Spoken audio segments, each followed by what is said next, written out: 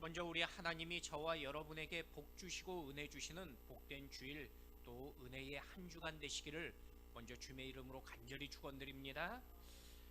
나이 많은 권사님들께서 서로 인사하시는데 99881234라고 그렇게 말씀하신 것을 들었습니다. 그 말씀의 뜻을 여쭤보니까 99세까지 팔팔하게 살고 하루 이틀 앓다가 3일째 죽는 거라는 그런 뜻이랍니다. 누구나 건강하게 주어진 인생을 살아가길 원할 것입니다. 병들고 아픈 삶을 살고 싶은 사람은요 아무도 없다는 것입니다. 저는 먼저 저와 여러분의 주어진 인생의 여정에 늘 하나님의 그 은혜 가운데 영육간의 강건함으로 또 살아가시는 저와 여러분 되기를 먼저 주님의 이름으로 간절히 축원드립니다. 오늘 본문의 인물은요 건강하지 못했던 사람이었습니다. 무려 38년 동안 병으로 인하여 고통당했던 사람입니다. 제가 지난 주간 감기로 고생했었는데 한 2주 정도 감기로 고생하니까요 저도 힘들고 저희 가정도 힘들어하는 걸 본 적이 있습니다. 그런데 본문의 병자는요 1년 2년이 아니라 무려 38년 동안 질병으로 고통했던 사람이었습니다. 더욱이 38년 된 병자의 질병은요 내가 나를 스스로 어떤 일을 할 수 있는 그런 사람이 아니었습니다. 아무것도 돌보지 못하고 내가 내 혼자 움직이지 못하는 불치병의 사람입니다. 남의 손에 의존해야 하는 고통스러운 질병이었습니다. 본인도 힘들고 주변 사람들을 힘들게 만드는 그런 병이었습니다. 여기 38년 된 병자는요 누가 봐도요 불행한 인생입니다. 아마도 사람들은 38년 된 병자를 보면서 여러 가지 생각과 말을 했을 것입니다.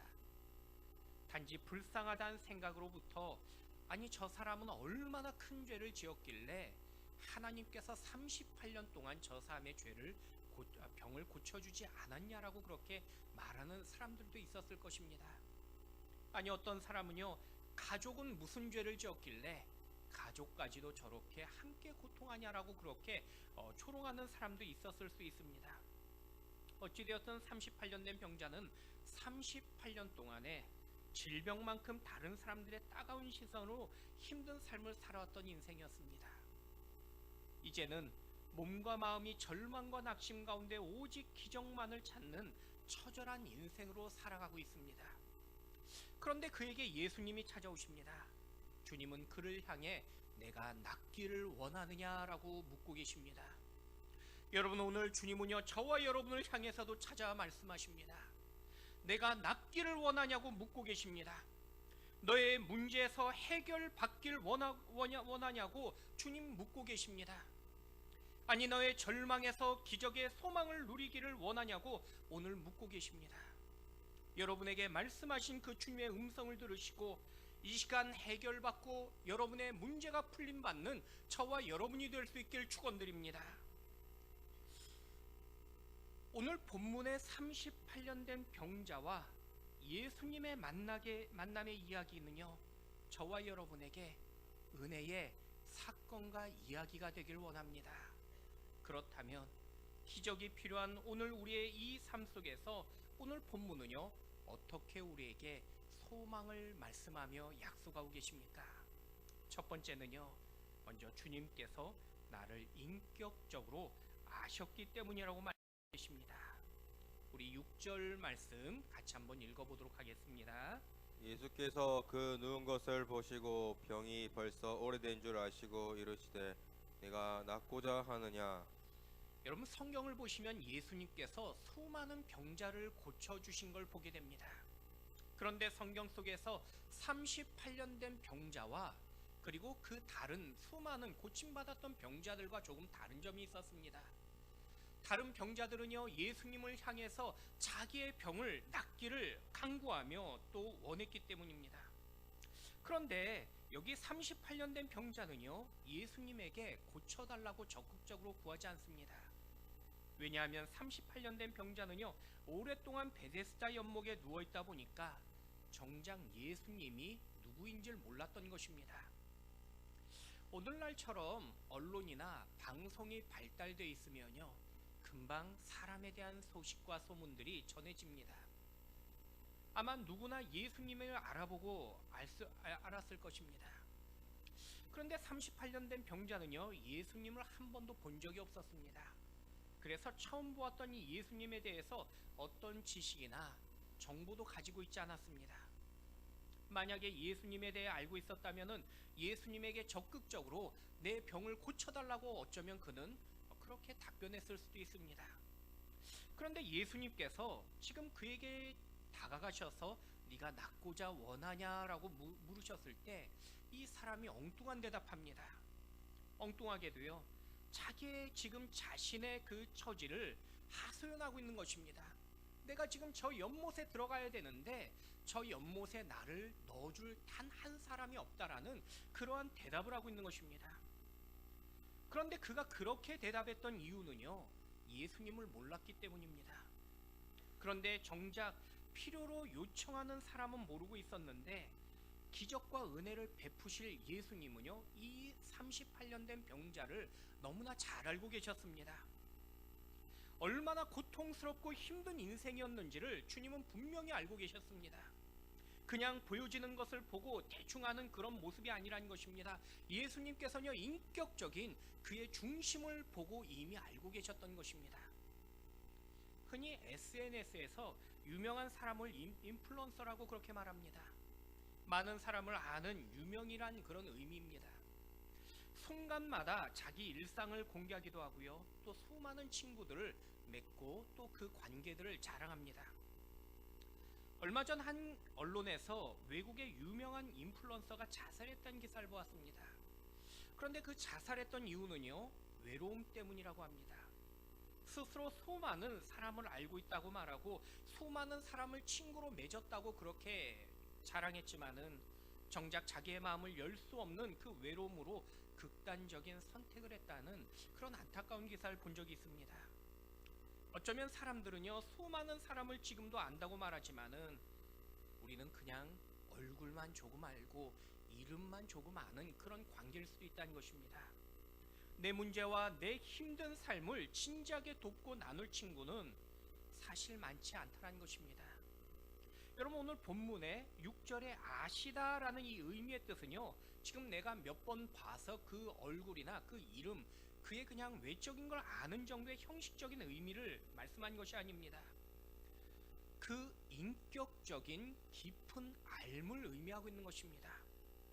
주님은요, 38년의 병자가 오랜 동안 질병으로 고통당했고 그의 내면의 아픔을 이미 주님은 알고 계셨다는 것입니다. 38년 동안 지난 삶의 사람들의 그 따가운 시선을 이미 주님은 알고 계신 것입니다. 심지어 38년 동안 안타까운 그 사연과 고침받기를 간절히 갈망하는 그 마음의 그 중심을 알고 계신 것입니다.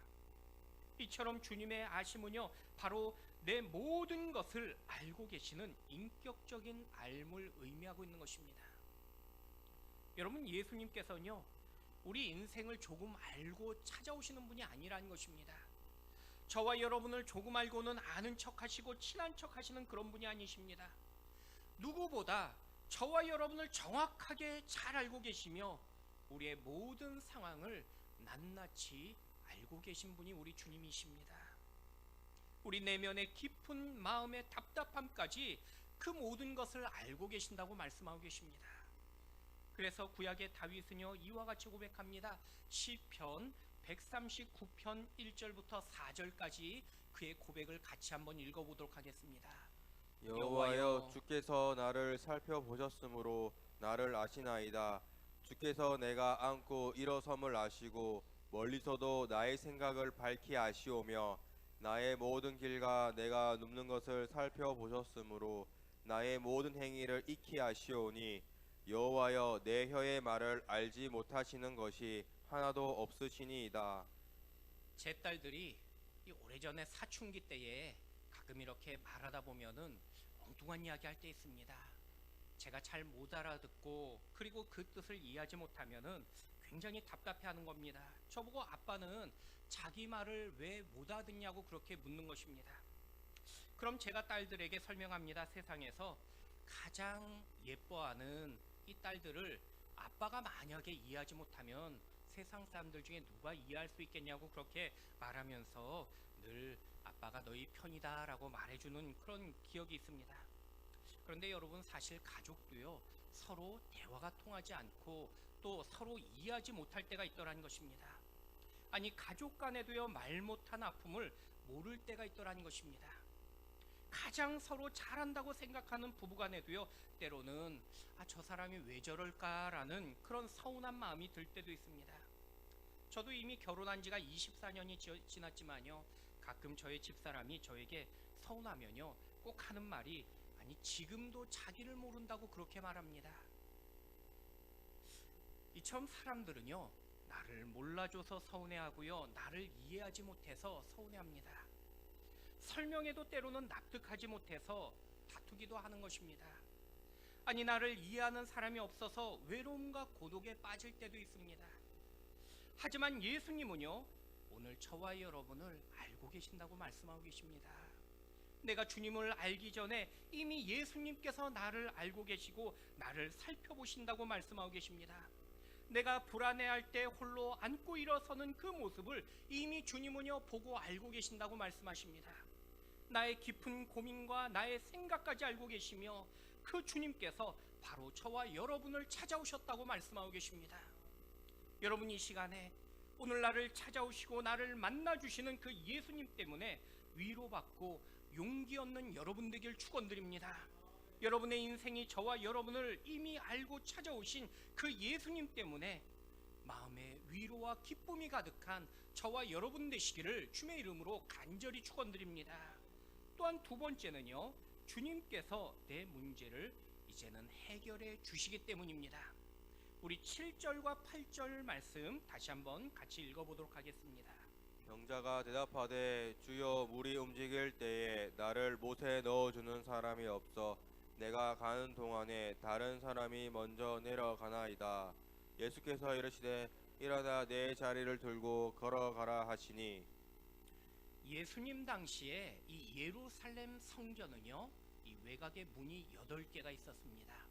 근데 특별히 북문에는 문이 하나인데 그 문의 이름이 양의 문이었습니다.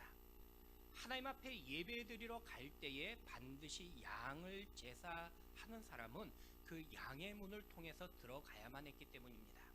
근데 양의 문을 들어가면은 그 문에 제일 먼저 보이는 것이 있는데 한 연못이 있었습니다. 바로 그 연못의 이름이 오늘 본문에 등장하는 베데스다 연못입니다. 이 베데스다 연못의 이 주변에는요, 5개의 행각이 있는데 이 행각이라는 것이 바로 오늘 우리 가끔 이렇게 농어촌에 가면은 정자를 보실 것입니다. 이 지붕이 달린 이 5개의 이 정자와 같은 그 행각입니다. 그 행각에 많은 병자들이 누워 있었습니다. 그들이 누워 있었던 그 이유는요, 당시의 오래된 유대 전설에 천사가 이렇게 가끔 베데스다 연못에 내려와서 그 연못을 지나칠 때가 있는데 그때 이 바람이 불지 않음에도 불구하고 물결이 일어나는 것입니다. 그러면 그때에 제일 먼저 그 연못에 뛰어들어간 사람은 어떤 병이든 낫는다라는 그런 이러한 그 전설이 있었던 것입니다.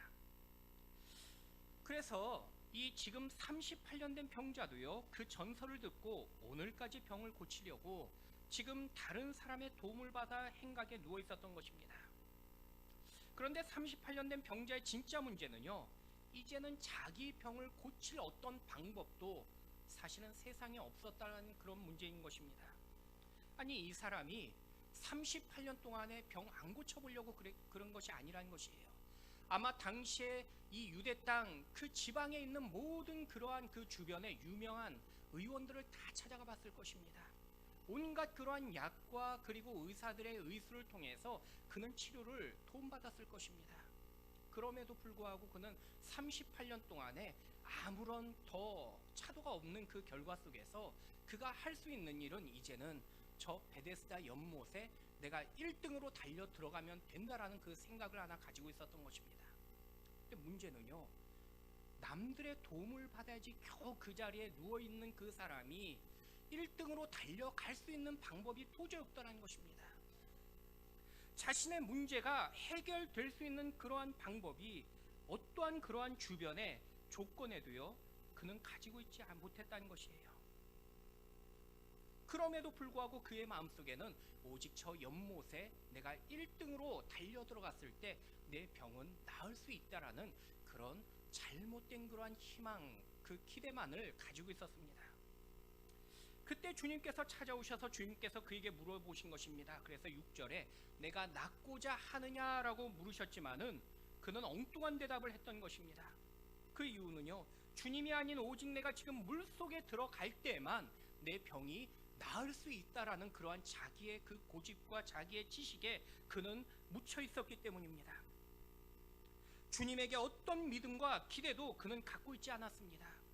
예수님을 단지 내 문제에 대해서 조금 불쌍하게 여기며 나에게 묻고 있는 분 정도로 그는 생각하며 여겼던 것입니다. 그래서 그는요, 단지 자기의 지금 하소연만 하고 있는 것입니다. 제가 예전에 처음 그 딸아이를 키울 때에 누구나 그렇지만요, 초보 아빠들이 무엇을 해도요, 다 이게 시원찮은 걸 보게 됩니다. 제가 학교 갔다 와서 딸아이가 울면요, 왜 우는지 몰랐습니다. 한 번은 딸아이가 얼마나 우는지 무조건 입에다 젖병을 묻는데 자꾸 젖병을 뱉어내는 것입니다. 해도 안아줘도 울고 업어줘도 울고, 그리고 제가 어떤 그러한 방법을 해도 우는 것입니다. 나중에 집사람이 보더니 아무 말 않고 기저귀를 갈아주는 것입니다. 아이는 기저귀 갈아달라고 울었던 것인데 저는 그것 빼고 다 했던 것입니다. 제가 그때 참 아빠 되는 거 힘들다라고 그렇게 생각했던 적이 있습니다. 물론 지금도요, 여전히 아이들의 그 마음을 몰라서 아빠 되긴 힘듭니다. 여러분, 문제는요, 우리 일상에서 이런 경험들 참 많이 한다는 것입니다. 나는 힘들어서 꼼짝도 하지 못하는데 보는 사람마다 돌아다녀야 한다고 말하고요, 자꾸 사람들에게 더 많은 만남을 가져야지 좋아진다고 그렇게 말씀들을 해주십니다. 또 때론 나는 힘들어서 기도도 나오지 않는데 자꾸 나에게 찾아와서 기도하지 않아서 지금 힘든 거라고 그렇게 야단치고 가십니다. 아니, 때로는요, 내가 물질이 없어 지금 남들에게 말 못하고 힘든데 나보고 인색하다고 그렇게 야단치십니다. 아니, 말해봤자 해결도 못하면서 자꾸 자기에게 찾아와서 고민을 말하라고 그렇게 말씀하시는 분들 보게 됩니다. 그러면 사람들은요, 더 그 마음 문을 닫게 되고요, 더 큰 그러한 낙심에 주저앉게 되는 그런 우리들의 모습을 발견하게 됩니다. 아마도 지금 38년 된 병자도요, 마치 예수님을 향해서 내 문제를 향해 지금 조금 긍휼을 베풀려는, 그리고 관심 가지려는 그런 사람쯤으로 여겼던 것입니다. 그래서 예수님 앞에 고침받을 생각을 갖지 못했고 단지 그는 하소연만 하고 있는 것입니다. 하지만 주님은요, 세상 사람들처럼 단지 우리의 하소연을 들어주시고 그리고 우리를 단지 불쌍하게 여겨주시는 그런 분이 아니라는 것입니다. 문제를 단지 궁금해서 주님께서 우리에게 찾아와서 묻고 계신 것이 아니라는 것입니다. 우리 주님은요, 내 문제를 해결해 주실 뿐만 아니라 우리의 얽힌 문제를 풀어주시는 능력의 하나님 되십니다. 내가 볼 때 절대 불가능한 문제처럼 보일지라도 주님께서 만져주시면 해결되어지며 주님께서 말씀하시면은 그 문제는요, 풀려지고 그리고 닫힌 문이 열려진다고 말씀하고 계십니다. 바로 전지전능하신 능력의 하나님이 바로 우리 주님 되시기 때문입니다. 여러분, 오늘 38년 된 병자에게 주님께서 내 자리를 들고 걸어가라고 말씀하십니다. 여러분, 오늘 이 시간에 고통과 절망 가운데 계신 분이 계시다면은 지금 일어나라는 그 주님의 음성을 들으시고 일어나는 여러분 되시길 축원드립니다. 나는 못났다, 나는 부족하다는 그러한 열등의식의 자리에서 여러분 일어날 수 있길 축원드립니다. 나는 절대 불가능하다는 부정적인 자리에서 주님의 그 음성을 듣고 이제는 믿음으로 소망 가운데 결단하며 일어나는 여러분이 되시길 축원드립니다. 여러분, 내 인생은요, 주변 사람 때문에 망쳐버렸다는 피의식에서 우리가 주저앉아 있는 그런 모습으로 갇혀 있을 때에 우리 주님은 저와 여러분을 향해 말씀하고 계십니다. 일어나라고 말씀하시며 이제는 소망 가운데 주의 영광을 위하여 살라고 말씀하고 계십니다. 여러분, 마치 38년 된 병자의 절망적인 인생에서 예수님 때문에 그 인생이 변화되어지고 풀려지고 해결되어졌던 것처럼 저와 여러분의 인생도 오늘 기적의 소망을 체험하시는 여러분의 모습들 되시기를 우리 주님의 이름으로 간절히 축원드립니다. 마지막 세 번째는요, 주님의 은혜 안에 내가 있기 때문이라고 말씀하고 계십니다. 군대에서 용맹한 장군을 용장이라고 말합니다. 장군으로서 존경받는 그러한 유형입니다. 그런데 이런 용장, 맹장이라고 듣는 이 장군보다 더 존경받는 장군들이 있습니다. 바로 지혜로운 장군입니다. 그래서 사람들은요, 그런 사람을 지장이라고 말합니다. 그런데요, 지장보다 더 훌륭한 장군이 있다고 합니다. 바로 덕장입니다. 많은 사람들에게 덕을 베풀고 인자함을 나타내는 이러한 장군 지도자입니다. 그런데 이처럼 훌륭한 덕장도요, 진급에서는 종종 이기지 못하는 사람들이 있습니다. 바로 운장입니다. 분명 별 볼 일 없어 보이는데 신기하게도 뭐만 해도 잘 풀리는 사람들입니다. 성경을 읽다 보시면은 위대한 인물들 참 많이 등장합니다. 그런 위대한 인물 중에서 하나님께 그 쓰임받고 칭찬받았던 많은 사람들이 있습니다. 아마 누가복음 7장의 백부장이 그런 인물이었을 것입니다. 자신의 믿음 때문에 죽어가는 그 종이 고침받았기 때문입니다. 아니, 주님은요, 심지어 그 백부장의 믿음을 보시고 이스라엘에서 이만한 믿음을 가진 사람이 없다라고 이방인인 그 백부장을 칭찬하실 정도입니다. 그를 칭찬하시고 그의 종을 고쳐주셨던 것입니다. 아니, 또 12년 동안 혈루증으로 고통받았던 여인도요, 그 믿음을 보고 주님이 고쳐주십니다. 여인의 마음에 예수님 옷자락만 만져도 낫겠다는 그 작은 믿음을 가졌더니 주님께서 그 믿음 보시고 그 여인의 병을 고쳐주시더라는 것입니다. 또 바디메오도 그랬습니다. 마가복음 10장을 보시면요, 바디메오는요, 사람들이 야단쳐도요, 그는 주님 앞에 낫고자 하는 그 갈망을 가지고 주님을 향해 외칩니다. 주님이여, 나를 불쌍히 여겨주시고 나를 고쳐주시옵소서. 그럼 주님께서 그를 불쌍히 여겨주시고 그의 간구에 그를 고쳐주십니다. 그런데 여러분, 본문의 38년 된 병자는요, 믿음 없는 사람이었고요, 그리고 심지어 간절함도 없는 사람입니다. 아니, 예수님께서 지금 그에게 먼저 고쳐주겠다고 말씀하시는데 그는 엉뚱한 소리하고 있는 사람입니다. 주목받지 못하는 많은 환자 중에 한 명에 불과했습니다. 우리 한번 3절 말씀 같이 한번 읽어보도록 하겠습니다.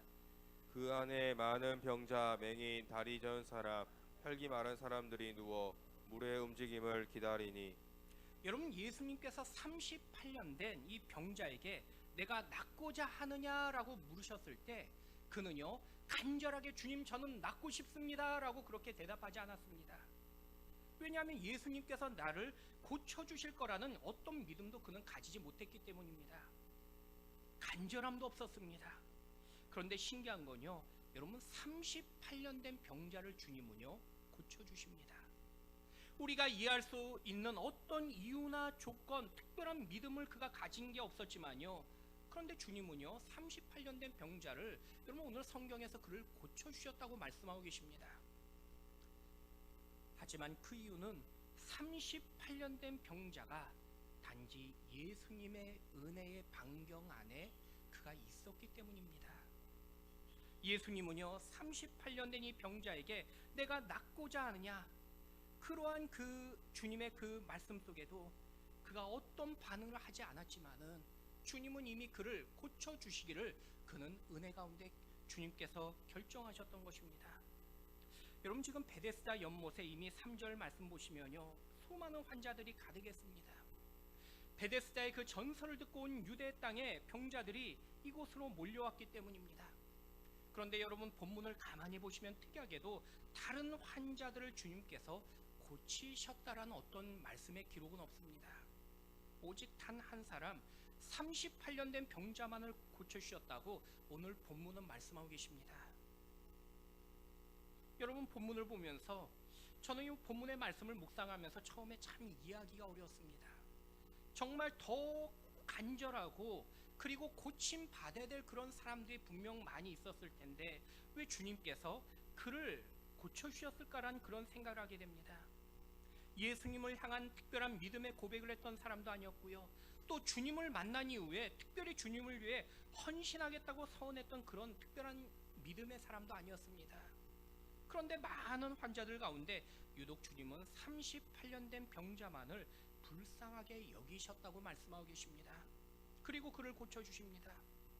분명 설명할 수도 없고요, 이야기도 힘든 내용이었습니다. 그런데 성경은요, 우리에게 그것을 은혜라고 말씀하고 계십니다. 바울은요, 그가 사도 되기 전에 예수님을 심하게 핍박했던 사람이었습니다. 일평생 예루살렘 교회 성도들을 열심히 핍박하는 것이 자기는 하나님의 열심이라고 생각하고 살았던 사람입니다. 단지 예수 믿는다는 죄로 스데반 집사를 죽였고요, 증인으로 앞장섰던 사람이 또한 바울이었습니다. 심지어 스데반 순교 사건으로 예루살렘 교회 성도들이 뿔뿔이 흩어졌을 때 그는 그들을 다 잡아 죽이겠다고 다메섹까지 쫓아갔던 사람이 바울이었습니다.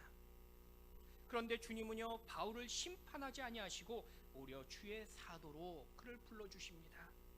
이후에 바울은요, 그의 그 부르심을 그는 이와 같이 고백합니다. 우리 고린도전서 15장 10절 말씀 같이 한번 읽어보겠습니다. 그러나 내가 나된 것은 하나님의 은혜로 된 것이니 내게 주신 그의 은혜가 헛되지 아니하여 내가 모든 사도보다 더 많이 수고하였으나 내가 한 것이 아니요 오직 나와 함께 하신 하나님의 은혜로라. 아멘. 여러분, 우리가 우리의 인생을 돌아볼 때 때로는 많은 일들을 설명하기가 어려울 때가 있습니다. 이해하기 어려운 일들을 스스로 경험할 때도 있습니다. 그런데 분명한 사실은 그 모든 일을 돌아볼 때 우리는 하나님의 은혜를 고백할 수밖에 없게 됩니다. 왜냐하면 오늘도 협력하여 가장 선한 길로 여전히 인도하고 계시는 그 하나님께서 저와 여러분을 누구보다 잘 알고 계시기 때문입니다. 여러분, 우리의 인생이 여기까지 인도됨이 바로 하나님의 은혜라는 것입니다. 오늘 주님의 은혜가 있기 때문에 우리에게 소망이 있는 것입니다. 여러분, 그 은혜를 신뢰하신다면 어떤 환경과 조건이 우리에게 닥쳐왔을지라도 우리는 낭망하거나 절망하지 않을 것입니다. 주님은 가장 선한 길로 여전히 우리를 인도하고 계심을 우리는 믿기 때문입니다. 여러분, 2024년 특별히 더욱 힘찬 소망이 우리에게 있는 이유는 바로 주님의 은혜가 있기 때문입니다. 2024년 주님의 은혜 가운데 여러분의 삶에 큰 소망과 은혜가 항상 넘치는 기적의 소망의 주인공이 여러분 되시기를 우리 주님의 이름으로 간절히 축원드립니다. 말씀을 맺겠습니다. 제가 즐겨 듣는 복음송 가운데 요게벳의 노래라는 찬송이 있습니다. 후렴구가 이런 가사입니다. 너의 삶의 참 주인, 너의 참 부모이신 하나님, 그 손에 너의 삶을 맡긴다. 너의 삶의 참 주인, 너를 이끄시는 주 하나님, 그 손에 너의 삶을 드린다. 요게벳은요, 모세의 어머니입니다. 근데 이 요게벳의 노래를 작곡했던 이 연평한 작곡가의 아내가 쌍둥이를 임신했을 때 조산의 위기를 맞게 되었습니다. 그래서 5주 동안에 가만히 누워서 아무것도 하지 못하는 그런 시간이 있었습니다. 아기들이 그 가운데 은혜 가운데 29주 5일 만에 출산을 했는데요. 한 명은 1.38kg이었고 다른 한 명은 1.41kg밖에 되지 않은 미숙아였습니다. 아기들이 태어났는데 폐혈증 같은 수많은 병을 이미 안고 태어났습니다. 부모는요, 이 아이들을 보면서 자기들이 할 수 있는 것이 아무것도 없는 것을 깨닫게 됩니다. 결국 모든 것을 참 부모 되신 우리 하나님 앞에 맡길 수밖에 없다는 것을 그들은 고백했습니다. 그래서 그 기도가 바로 이 요게벳의 노래라는 찬송의 시로 고백되어졌고, 그리고 오늘까지 하나님의 은혜를 간구하는 노래가 되었다는 그러한 간증의 기사를 읽었던 적이 있습니다. 여러분, 우리는요, 세상 사람처럼 때로는 재수를 말하고요, 운을 말할 때가 있습니다. 아니, 나는 재수가 좋다, 나쁘다는 표현을 나도 모르게 살면서 표현할 때도 있습니다. 하지만 성경은요, 오늘 분명하게 말씀하고 계십니다. 우리의 일은 어떤 우연이나 재수가 아니라 오직 저와 여러분을 선택하신 하나님의 섭리며 뜻이라고 말씀하고 계십니다. 여러분, 주님의 은혜 반경 안에서 여러분의 인생에 오늘도 소망이 있음을 늘 믿고 깨닫는 여러분 되시길 축원드립니다. 오늘까지 절망과 불행이 가득했던 인생이라고 스스로 여겨졌던 그 삶이 이제는 주님 때문에 그 주님의 은혜 가운데 축복과 소망으로 감사하시는 여러분의 이 한 주간이 되시기를 우리 주님의 이름으로 간절히 축원드립니다.